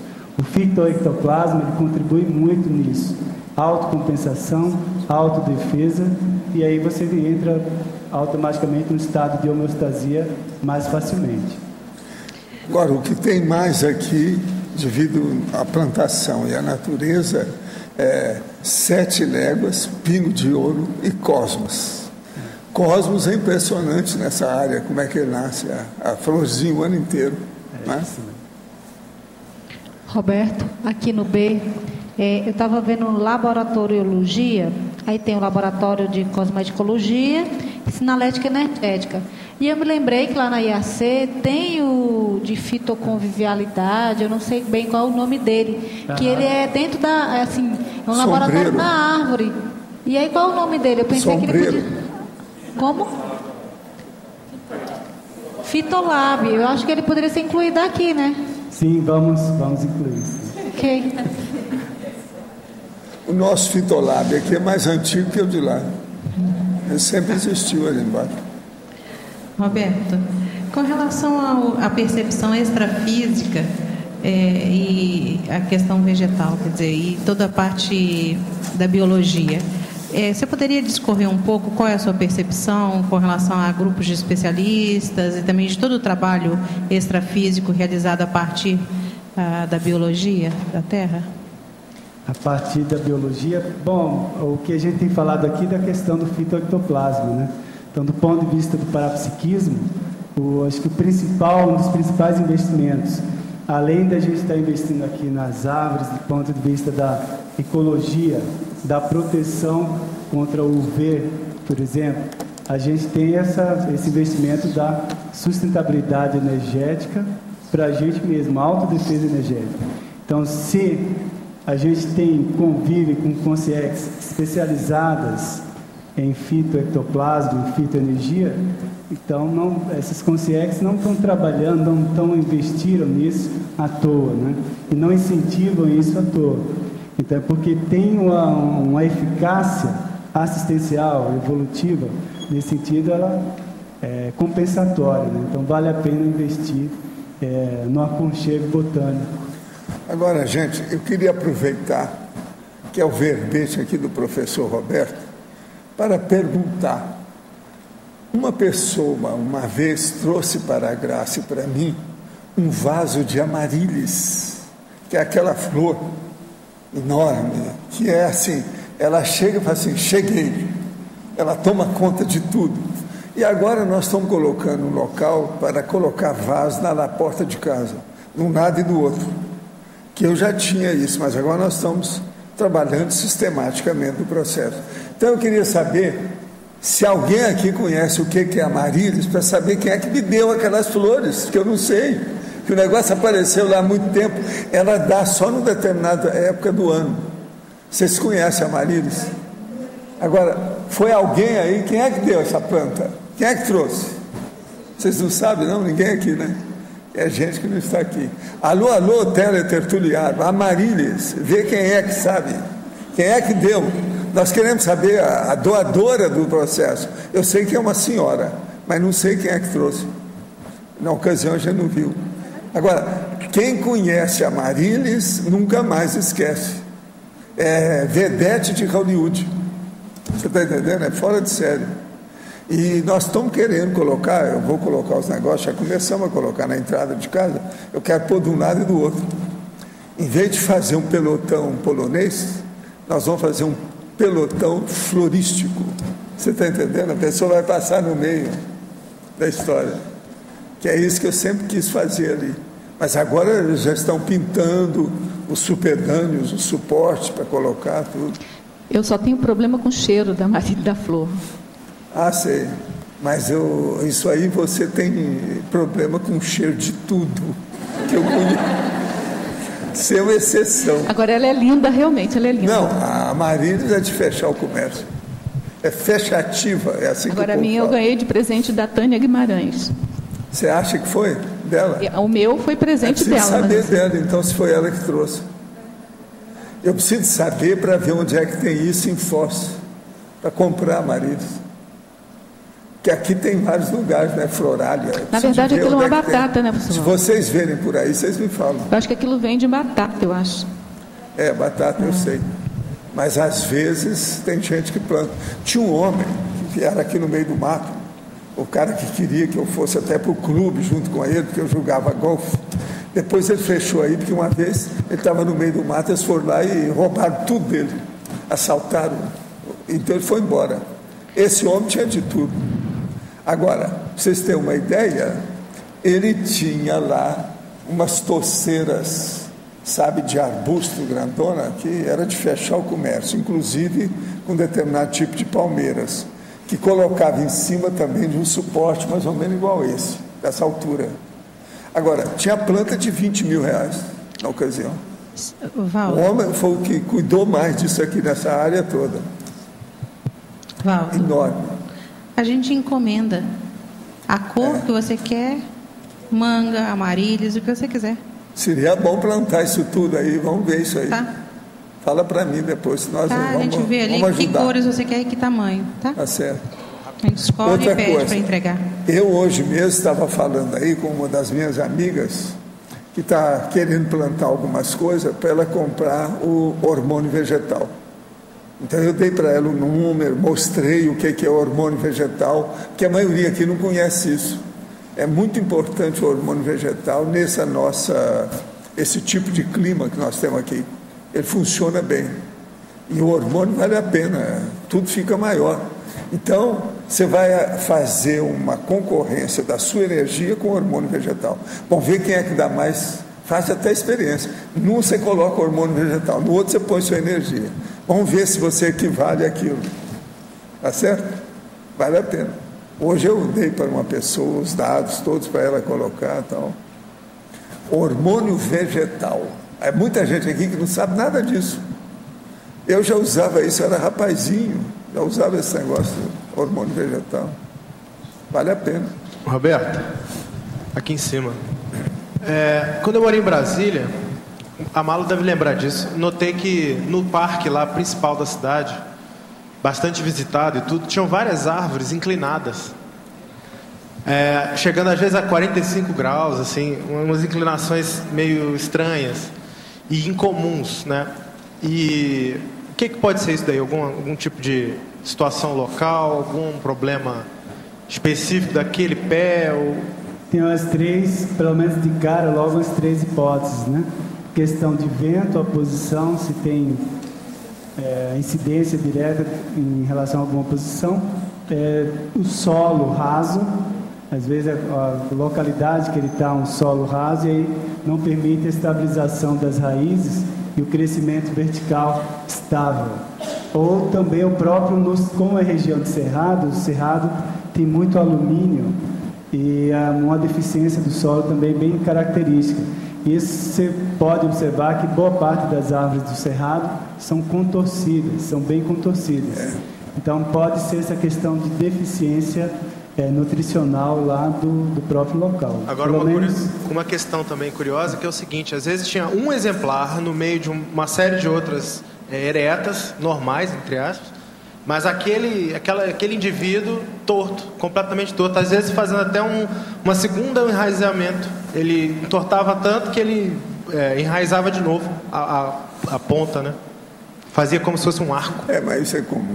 Exato. Aí o cerrado isso é comum. Por isso que a gente e a terra chama... de cerrado. Eu vivi nisso na minha infância. É aquele caso, vê cada indivíduo. Então, tem alguns indivíduos da mesma espécie que tem maior plasticidade, adaptabilidade, ajustamento, então ele tem uma facilidade de crescimento maior. E aí consegue se ajustar naquela realidade ali que ele tem. Roberto, é uma curiosidade. Quando a gente estuda homeopatia e fitoterapia, a gente estuda sobre a questão da planta que nasce de acordo com a população próxima, para atender a população, que essa pode ser uma população vegetal, animal ou mesmo hominal. Existe algum estudo dentro da botânica que possa comprovar que isso possa ter probabilidade, ou isso é uma mitologia? Como que... Pelo que eu saiba, não tenho, eu desconheço de fato. Mas o que eu sei é o seguinte, e é ponto pacífico, assim, a maioria das plantas tem propriedades medicinais. E a maioria dessas propriedades são polifuncionais, né? Então tem várias aplicações. Então, em virtude talvez dessas coincidências, o povo então começou a criar essa correlação. É possível que seja isso. Mas desde árvores, então quando a gente fala assim, planta medicinal, geralmente o povo associa só a erva medicinal e tal. Realmente a maioria das ervas são medicinais, mas a peroba, o ipê roxo, esse grande árvore que a gente tem aí, tem propriedades medicinais comprovadas. Então, desde as frutíferas, dos arbustos, arvoretas, árvores e ervas têm propriedades medicinais, que é da constituição das plantas, principalmente em virtude da autodefesa delas em relação a insetos, vírus, bactérias. Então, elas produzem o próprio medicamento. É mais um indicador da autossustentabilidade desses organismos, né? Então, pode ser assim, crendice popular, até por aquela planta estar em grande quantidade, né, por perto uma observação, uma constatação, mas aí faz uma referência já extrapolada, entendeu? Para como se particulariza. Essa particularização já é uma extrapolação maior. Então tem que procurar ver no geral, né? É isso que eu aconselho a gente a pesquisar mais, sem dúvida. A gente precisa pesquisar mais, principalmente as sincronicidades, as semelhanças, os ajustamentos, né, que tem em relação às plantas, os animais e as populações humanas. Isso aí tem, sem dúvida, mas precisava investigar mais. Tá bom, obrigada. Roberto, Patrícia, aqui no ar. Inicialmente, eu queria te agradecer pelo verbete, gostei muito, assim, teria 1 milhão de perguntas para fazer, mas vou ver se eu restringo a 3. Na patologia, na segunda linha de baixo para cima, a falta do leite da árvore vaca. Explica para a gente isso, por favor. Essa árvore vaca é chamada cow tree, ou polo de árvore. Então, essa árvore é típica da floresta amazônica da Venezuela e ela se caracteriza por todo o seu látex, a substância que ela produz, igual a seringueira também, que produz aquele látex, uma substância leitosa. Então, sendo que nesse caso aí, dessa árvore especificamente, ela é muito nutritiva. Então, vários sais minerais, carboidratos, os açúcares. Então, ela é extremamente nutritiva. E o pessoal, os locais nativos, usam como uma fonte alternativa de alimento. Beleza. Lá na China, lá na casa do Confúcio, tem um ginkgo biloba lá que eles falam que foi plantado por ele. É possível ele estar sobrevivendo esse tempo todo mesmo? A idade do Confúcio é 2.500, por exemplo. Mas eles andaram mudando aquela área toda lá. Que eu saiba também é isso. A estimativa... Inclusive mudaram as sepulturas, uma opção de coisa. É difícil confiar em dados históricos, mas o potencial do ginkgo biloba é atingir 3.000, facilmente, 3.000 anos. Ele tem esse potencial de atingir, sim, os 3.000 anos, mas se é ele ou não, aí fica meio confuso, assim, é meio confuso afirmar isso, né? Tá. Mais uma coisa, eu não vi aqui no seu verbete nenhuma hora você falar de bonsai, você falou aqui? Falou, tá falando aí, bonsai. Tá. Bonsai tem relação lá. Então tá. Mas você já comentou alguma coisa disso, não? Não. O bonsai... Fala porque aqui nessa rua ali tem gente ali que faz uma propaganda. Aqui poderia ser um paradoxo, né? A produção do bonsai na Rua da Cosmoética. Mas isso aí existe, sim. O bonsai, ele é inspirado... Existem os bonsais naturais, que são aquelas árvores que crescem retorcidas, são miniaturizadas naturalmente em virtude do estresse ambiental das áreas onde elas ocorrem. Então foi aí isso que inspirou essa criação de bonsais. Mas gente pequena que fez a planta pequena. Então, mas é uma castração, né? Professor Roberto, a derrubada da selva amazônica é primeiramente para extração de madeira e depois para uso agropecuário, especificamente bovinocultura. Até certo ponto não temos culpa com as derrubadas e a pastagem. Devemos ter certa conscientização e não nos corrompermos, porque até certo ponto todos temos rabo preso. Qual a sua opinião sobre essa culpabilidade social? Esse está tirando o corpo fora, hein? Até certo ponto, não. Está óbvio que está saltando de banda. A gente não pode jogar para o difuso, né? Para o social a responsabilidade. Tem que ver qual é o seu posicionamento diante disso, né? Qual que é? Esse deve ter motosserra em casa. Professor, por que em alguns testes psicológicos se pede para desenhar a árvore? Que eu saiba é porque a árvore, toda criança é envolvida com a árvore. É casa, cara e árvore, não é isso? Então, é um jeito da pessoa sair bem. E tirar a conclusão psicológica do desenho. Isso. Teste projetivo. Isso. De correlação. Mas só aproveitando, tem um teste também interessante, todo mundo pode fazer agora. Imagine uma paisagem natural, rapidamente. A pergunta, tinha árvore ou não? Pronto. Já é um teste. Um teste rápido, né? O autor considera negativo o negócio de vendas de muda de plantas? Não necessariamente negativo, mas... Depende do que a pessoa faz.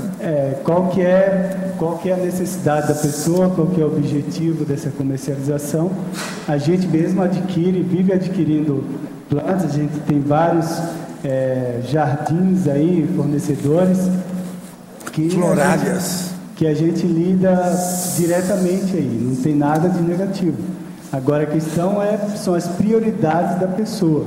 Se você vai eleger isso, comércio de seres vivos, o comércio de organismos, como uma forma de sobrevivência, aí é de cada um, do código, das prioridades, do princípio de cosmoética de cada um. Oi, Roberto, aqui no B, em cima.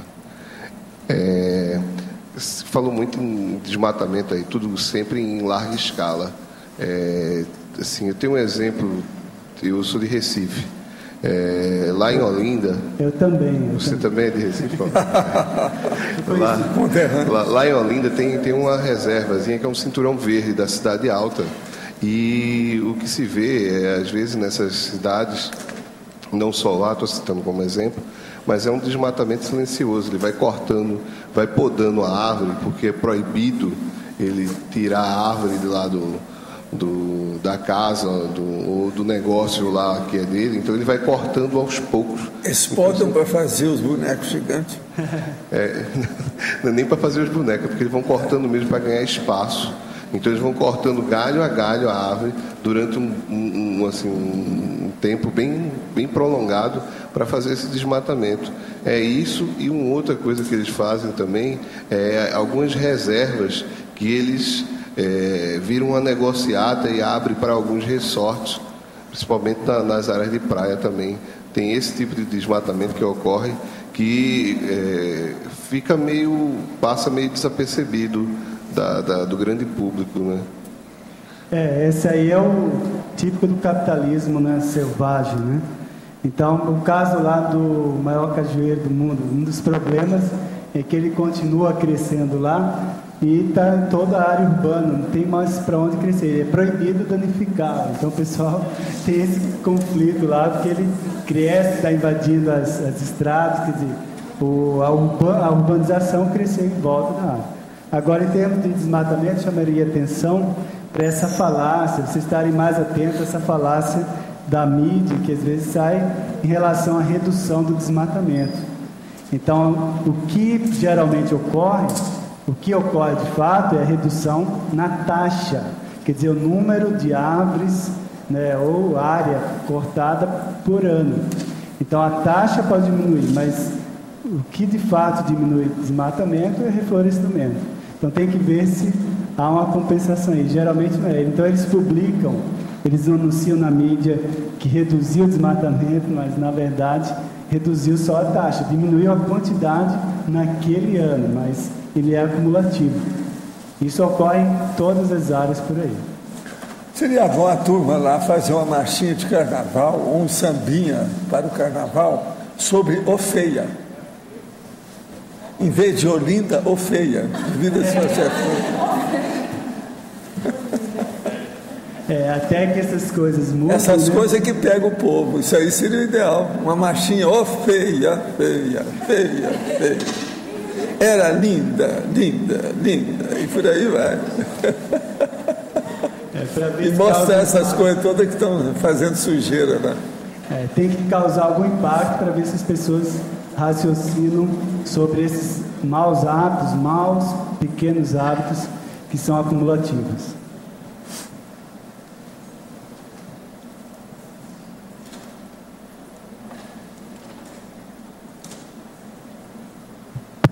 Pode falar, Luciano.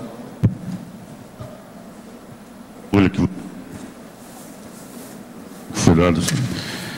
na conclusão, sim, eu achei esse parágrafo numa ordem inadequada. Eu acho que a primeira informação deveria ser a autorreflexologia é melhor vir em primeiro lugar. Você acha que é bom inverter? Eu vou estudar. Muitas graças. Roberto, eu tenho visto aí na cidade de Foz, aqui por aí, inclusive árvores que tem manutenção da prefeitura, e a própria prefeitura fazendo aquela poda assim violenta, né? Ontem mesmo eu estava passando, até comentei, aí o que fizeram com a árvore? É uma poda, se sabe como é que é, né? Isso é terrível também. O principal impacto aí negativo, aquilo que a gente falou, a arquitetura da árvore. Então, precisa ter essa noção qual que é, naquela espécie, qual a tendência do crescimento dela. Então, dependendo do corte na arquitetura da árvore, ela vai pegar doença, ela vai degenerar, ela vai quebrar com o tempo.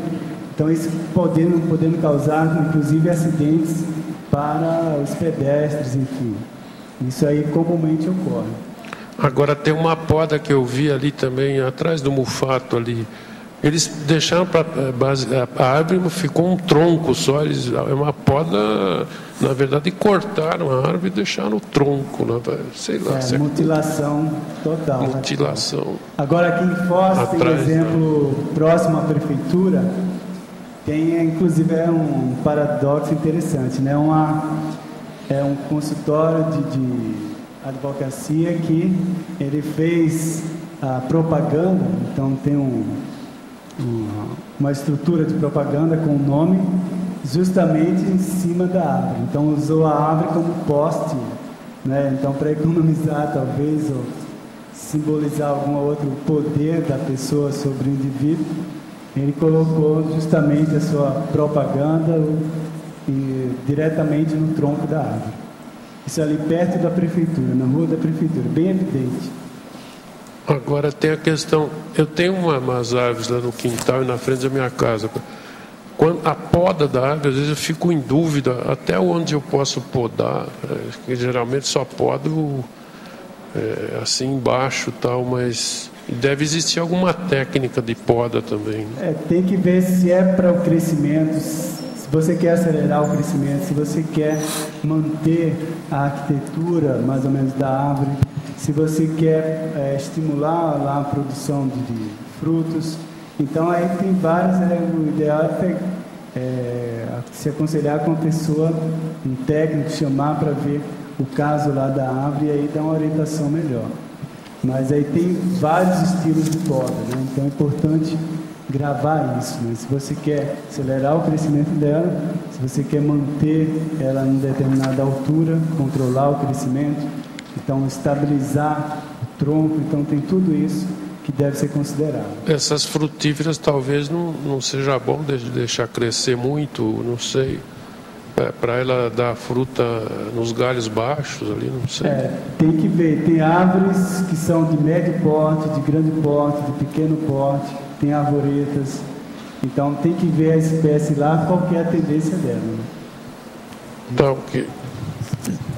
Eu quero fazer 2 comentários. Um deles é que tem planta que, dependendo da gema que você poda, ela fica uma árvore totalmente feinha. E uma outra que, se você poda a gema certa, ela frutifica. Tem outras que, se você não podar, elas não vão frutificar no volume que você talvez gostasse. Agora, com relação a maltratar a árvore, na esquina ali da Maria Bubiac, eu vi uma placa dizendo para não maltratar os animais e eu tenho a impressão que eles furaram a árvore por causa disso. Já tem 2 dias que eu passo ali e olho para a placa dizendo assim, não maltrate os animais, é crime, papapá. E eu tenho a impressão que alguém furou aquela árvore, pelo menos em 2 lugares, para colocar essa placa. Então, a falta de percepção de que as coisas são vivas, de que elas têm níveis de sensibilidade diferentes, né? Se você pensar, por exemplo, solo é como uma planta, ele é diversificado. Nosso solo aqui, ele tem uma caracterização generalizada. Exemplo, a questão do cerrado que o colega colocou lá, né? E o Roberto respondeu, assim, super bacana, falando assim, da característica específica da planta, ela faz reações diferentes. Como a gente também, da mesma espécie, faz reações diferentes no meio. Né? O solo, ele é diferenciado. Uma planta, às vezes, ela vai encontrar no solo determinados minerais que não tem numa outra parte. E ele pode dar uma reação, inclusive, antagônica com a planta e fazer com que ela fique retorcida. Então, assim, metais pesados ou minerais tóxicos existem, como existem gases tóxicos no solo. Então, a gente sabe, o solo, ele compactou e levou centenas de milhares de anos para se formar como a gente conhece hoje. E ele tem um histórico que é diversificado e a gente só vê um pedaço, né? Ou só compreende uma parte ainda. Mas tem muita coisa, tem muita informação, né? Ele é vivo, respira, digere. Então, ele tem várias características que a gente pode considerá-lo como um grande ser vivo. E a gente, às vezes, não se apercebe disso, né? O que o professor Roberto acha da plantação dos eucaliptos para comercialização, já que esse tipo de vegetação afeta e promove a destruição do solo? No caso do eucalipto, o pinheiro também são espécies agressivas. No caso do eucalipto, mais ao solo, no caso do pinus, né? Mais em relação à competição. Mas, no entanto, ainda representam as espécies mais adequadas em relação a crescimento, ao tempo. Pinus eliotes. Enos Eliot. Então, dos males, o menor ainda. O ideal é que a gente aumente o investimento em reciclagem para diminuir essas necessidades desses plantios. Mas a gente também não tem espécies aqui que possam substituí-los. Gostaria que o professor Roberto falasse sobre o plantio de aves exóticas apenas para embelezamento, sem que conheçamos o efeito que elas possam causar na flora e na fauna locais. Nesse caso, a limpeza do local se justificaria? A limpeza, aí tem que ver cada caso. A gente mesmo aqui tem algumas, eu tenho em casa mesmo, plantas exóticas, mas o critério você tem que Nós ver. aqui tiramos algumas árvores. Tem algumas igual o flamboyant, tem aqui uva japonesa. O flamboyant derruba tudo quanto é casa. Então, veja, tem que ver a espécie e o local que ela está, o ambiente que ela está, o nível de ameaça que ela produz. Não sou totalmente contra as árvores ou plantas exóticas, mas há necessidade de se ver o ajustamento para aquele local, para aquela realidade, o risco. Qual que é o risco biológico, o risco ecológico de se colocar aquela espécie lá. O risco também antropológico, né, que seria da parte de construções, da parte cultural que a gente tem de colocar essas espécies. Tudo é questão de critério e ver a orientação técnica, né, mais adequada para isso. Professor Valdo, aqui na página 2 do Dicionário de Argumentos, no item 5, desconversiologia, não seria melhor a eliminação das crendices seculares em vez da anticrendices? Ou... Eliminação das anticrendices seculares, com deslavagens cerebrais abrangentes. Sim, você está certo. Ok. Obrigado. Roberto, eu queria fazer aqui uma pergunta para aqui no B, aqui em cima. Em relação a as pessoas que usam plantas em ambientes fechados só para ornamentar, como é que isso funciona? Mesmo em residências, eu já vi em muitos locais, restaurantes, lojas, eles colocam vasos e a planta fica ali até murchar e às vezes depois eles colocam lá fora. E acho que é uma coisa muito ruim isso, não é? Colocar, deixar uma planta no ambiente que não é dela. Não, tanto, às vezes tem descuido, tanto a planta fora quanto dentro. Acho que o problema maior não é esse. É importante ter plantas em ambientes internos também, até, né, para qualificar aquele ambiente, desde que não seja fechado, não fique um recinto mais fechado, tenha circulação, pode colocar normalmente. Agora, a questão é o cuidado que as pessoas têm que ter, não é objeto, né? Então não é uma estrutura, né, um objeto igual esse, uma coluna que você põe, ele está ornamentando o ambiente, mas não é vivo. Então precisa de cuidado, alimento, água, então os requisitos básicos. E outra coisa, tem plantas que são adaptadas à sombra, então tem vários, tanto, por exemplo, parentes das cactáceas, tem a zameocuca hoje, por exemplo, que é muito utilizada, então plantas que se ajustam bem àquele ambiente de escritório, um ambiente interno, então não vejo problemas não. O problema maior é a responsabilidade da pessoa em cuidar. Às vezes a pessoa quer ter tanto animal quanto planta, né, ela vai acumulando e aí, mas esquece um pouco da responsabilidade maior sobre as necessidades daqueles organismos. Acho que a cosmoética se pega mais por aí. Qual que é a sua responsabilidade sobre isso?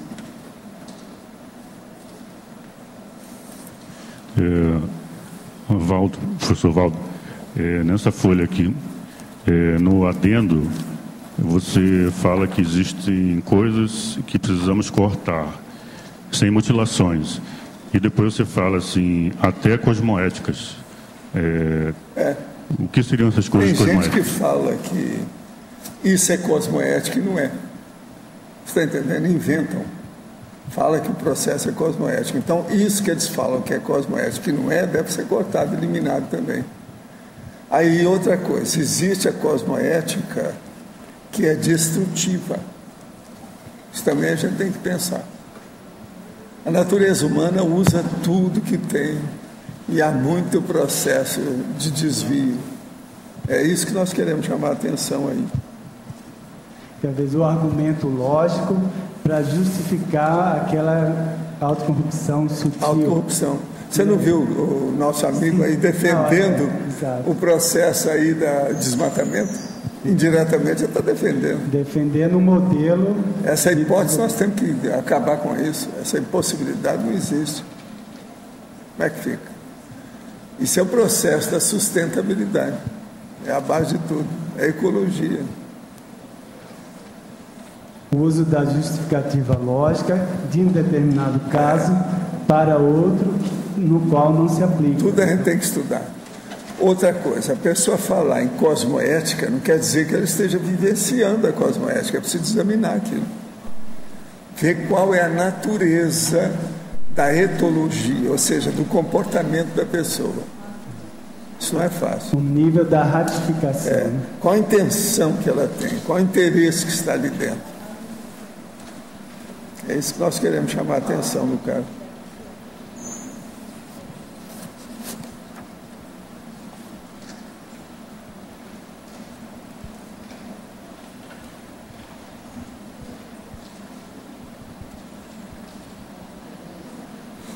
Agora eu chamo aqui órgãos supernumerários até cosmoéticos. Você sabe que tem muita gente que tem 6 dedos, às vezes tem que tirar o último dedo, que aquilo vai atrapalhar a pessoa a viver. Tem que fazer uma cirurgia, uma mutilação. No entanto, é cosmoético. Existe estudo dentro do processo da plástica.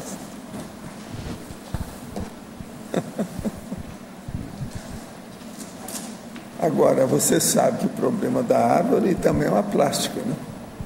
É o caso daquele galho que foi cortado ali daquela árvore. Eu chorei lá a hora que eu vi aquilo, mas era um jeito, eles estão certos. Sai de cortar, porque o galho estava todo rachado, pesou demais com aquela ventania. Isso aí é perigoso, não podia deixar ali. E outra coisa, eles estavam querendo colocar um busto ali debaixo. Não pode colocar que vai quebrar a cabeça do busto. Não dá. Eles tiraram, limparam.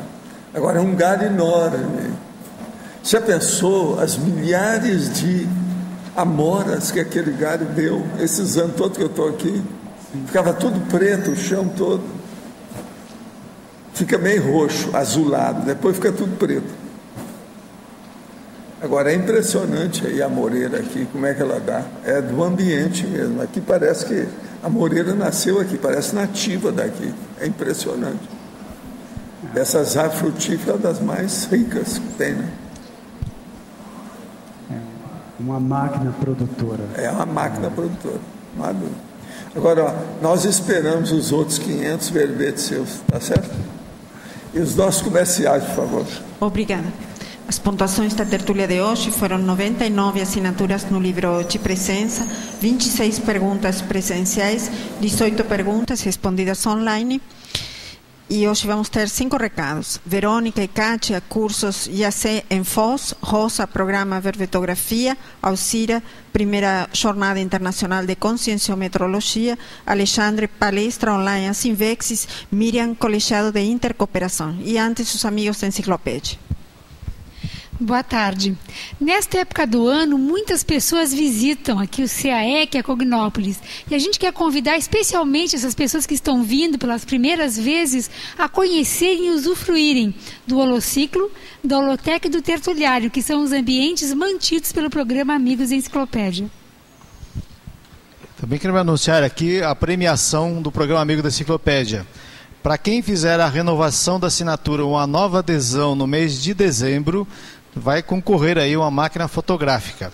E nós vamos sortear para todos os amigos da Enciclopédia que tiverem assinaturas ativas, vamos sortear, é um sorteio de dezembro, vai sair no dia 1º de janeiro.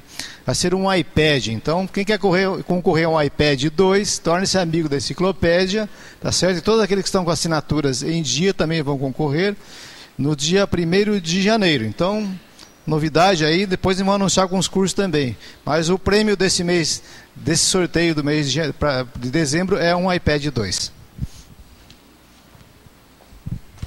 Boa tarde a todos. Para quem quiser aprofundar o estudo da natureza do ponto de vista multidimensional, será oferecido o curso para tecnologia e para ecologia, justamente trazendo uma série de questões e aprofundamentos sobre como é que é a flora, a fauna, do ponto de vista extrafísico. Existem fenômenos meteorológicos em outras dimensões. Que tipos de aparelhos, instrumentos são usados também em outras dimensões? Então, uma série dessas questões vão ser abordadas nesse curso que a IAC traz com o professor Wagner Alegretti no dia 12 de fevereiro. Em conjunto com o curso para Ecologia e para Tecnologia, teremos também o curso A Dupla Evolutiva na Prática, impartido em conjunto pelo EPICOM Wagner Alegretti e também a EPICOM Nancy Trivelato, no dia 11, o dia todo. Esse curso é válido tanto para as duplas evolutivas que precisam ou que querem reciclar e potencializar a sua produtividade evolutiva, como para as pessoas que estão ainda em procura da dupla evolutiva para poder constituir um par de trabalho que potencialize a evolução. Na realidade, o curso é para todas as pessoas com dupla ou sem dupla. Convocamos também aquelas duplas em alto nível da Cognópolis para comparecer e enriquecer o debate, ajudando na assistência das outras pessoas. Durante o mês de dezembro, nós temos 10% de desconto para todos os participantes e esse desconto permanece depois também para as duplas evolutivas que façam a sua inscrição em conjunto. Esperamos contar com a participação de vocês para aproveitar essa visita dos professores Wagner Alegretti e Nancy Trivelato em fevereiro de 2012. Graças. Vocês podem fazer as inscrições comigo, com a professora Verônica, ou com a Carol no discernimento. E quem quiser também pode escrever para brasil@iacworld.org. Repetindo, brasil@iacworld, de mundo em inglês.org. Muito obrigada. Boa tarde a todos. A pré-IC de Verbiotografia, em parceria com o CAEC, convida vocês para fazerem o programa Verbiotografia. Nós estamos lançando 2 turmas do programa Verbiotografia para esse período de janeiro e fevereiro, para aproveitar aí as férias escolares e o pós-carnaval. Então, o primeiro programa vai ser em janeiro, do dia 9 a dia 12. Vai ser durante a semana, é um programa intensivo. Na verdade, ele é semipresencial, porque essa data de 9 a 12 é presencial, de 8 da manhã até 8 da noite, mas ela é precedida de aulas virtuais, que já estão disponíveis no site da Tertúlia, na página do Verbetógrafo. E para que vocês assistam essas aulas virtuais, não precisa nem de fazer a inscrição. Qualquer pessoa pode ir lá e participar dessas aulas. Tá? Só o que precisa de fazer inscrição é para essa parte presencial, que a gente tem poucas vagas em cada uma delas. O segundo programa é em fevereiro, logo após o balanço existencial. Então, vai ser 23 até 26 de fevereiro. A gente espera vocês. Olá, pessoal, boa tarde. Gostaria de convidar as pessoas interessadas ou os pesquisadores em conhecer, debater e reunir pesquisas de temas pertinentes para a primeira Jornada Internacional de Conscienciometrologia.